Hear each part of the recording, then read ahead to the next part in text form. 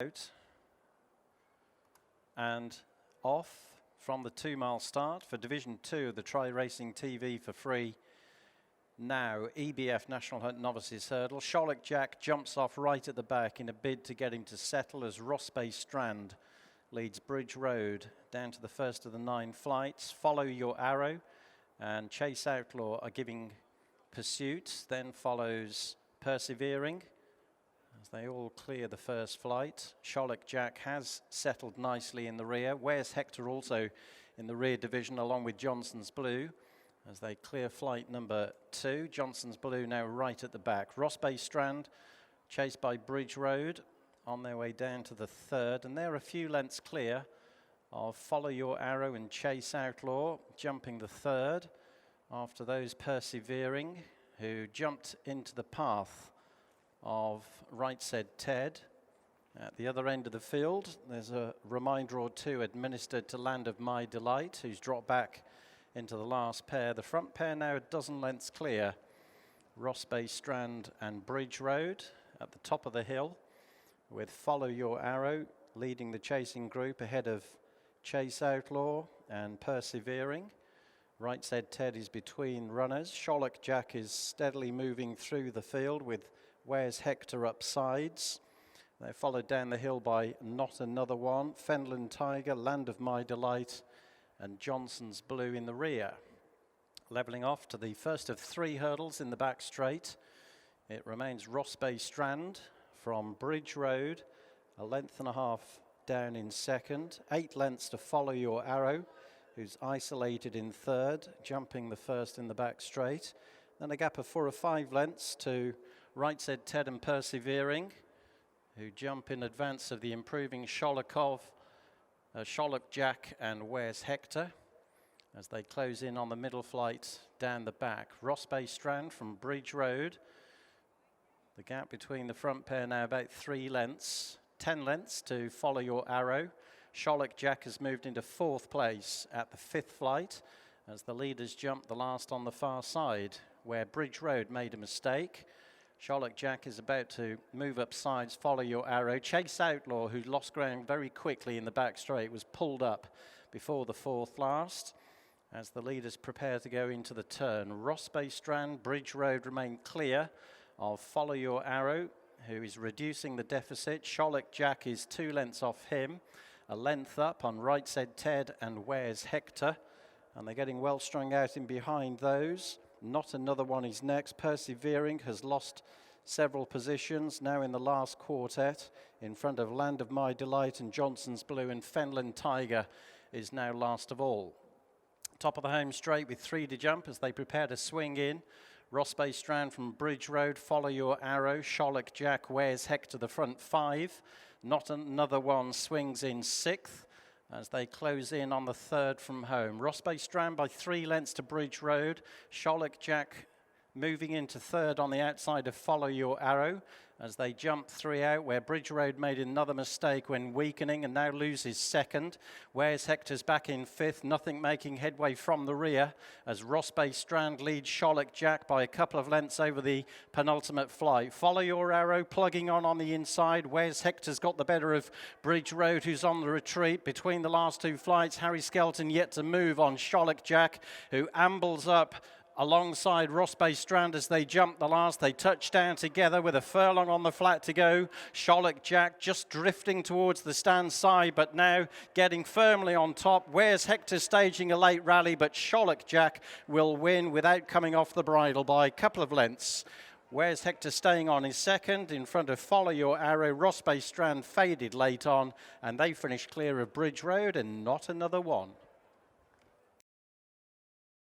Sholokjack bolted up in our 2nd division of our novices hurdle. Dan Skelton, the winning trainer, joins us. That was some performance, wasn't it, Dan? Were you expecting that sort of run? Yeah, we hoped he would do that. He travelled very, very well through the race at Leicester, and then just from sort of halfway up the run into the line at Leicester, it all almost went apart, if that makes sense. He didn't go anywhere, and I was a little worried about that. But the way he goes through the race, I was always confident he would do the same again. I had that unanswered question from the back of the last, or halfway up the run into the line, which I think he answered significantly better today than he did the last day. But he's entitled to be getting the hang of things. You know, it's only his third start of his lifetime today. You have to be quite cautious with him. He's not a horse that you can, you know, sort of overtrain at home. You have to not necessarily do things all on his terms, but, you know, you have to do, you know, you have to sort of do most of it on his terms. So, yeah, he's going forward. He's a horse that's going to require management. He's not entered in any of the big targets, because I'd say the beforehand would be as complicated as the actual race for him at the moment. So I think when he goes chasing next year, we could maybe get a little bit more adventurous. But he's going the right way. Where would he go in the spring then if you stay away from the big jamborees? I don't know really. I've got to give it a little bit of thought. Maybe really. to Perth or something like that. I think that it'll be a bit tight for him at Perth. He's big horse. He's over 17 hands, but. Yeah.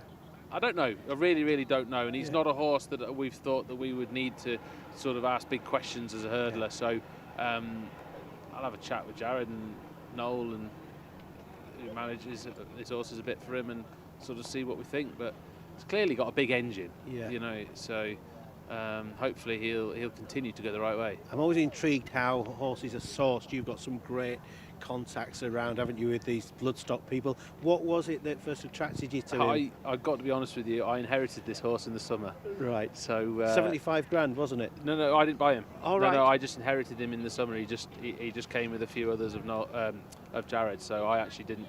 The purchasing and the finding and everything else was nothing to do with me. Oh, I see. But lots to look forward to anyway with him. I think so. At the weekend, you've got a horse running in the Lightning, the third time lucky in the Lightning chase, haven't you? I saw a quote from you in the paper the other day saying his odds for Cheltenham shouldn't be the price they are. He's been sort of like overlooked after one bad performance, is he? Yeah, and I actually don't think that was a bad performance, but, you know, I suppose the bookmakers can only react to what they see, and you know, they've got a job to do. You know, they've got to work on fact rather than reputation, and yeah, that day it went better for others than him, but I just think his third run in quick succession didn't show him in his best light. And I hope that Doncaster, despite it being a flat track, and I kind of do feel that Cheltenham is a great track for him because he gets to freewheel for a good bit of it and fill up, but the way the ground is going to be at Doncaster, there's going to be no excuses. He'll relish that ground. It sounds like you're looking for a big performance there. Any other high-profile horses at the weekend finally, Dan? Yeah, bits and pieces here, there, and everywhere, to be honest with you, chances. But we planned that we were going to have a not quite so busy January just because of the flu vax, and I have to say I'm delighted with them, because normally when you give them those flu vax, you know, it's like the kiss of death for about a month. But I think the better the horse, the quicker they get over it, which is a testament to I think the improving quality of them, to be honest with you. You do that, your former governor does that. Was he the one who was the catalyst for that? Does everyone do that now, or is it just... The BHA brought in a new rule now where they have to be done twice a year. Yeah. But I think there's a month or two's grace in there or something. Don't quote me on all this. Yeah, Paul was always, you know, ever since I worked for him, he was always a twice a year vaccinator, and we had 1 year where we didn't do it, and I felt that when we got into the spring, we started to get a bit of a dip. So I think, as well as now having to do it, I do think it's a good thing, and anything that can protect the herd as well, you know, you've got to get on board with. So I feel that there's significantly more benefits to doing it than not. Yeah, always interesting catching up with you. Thanks so much today. Well done with the winner as well. Thank you. Thanks.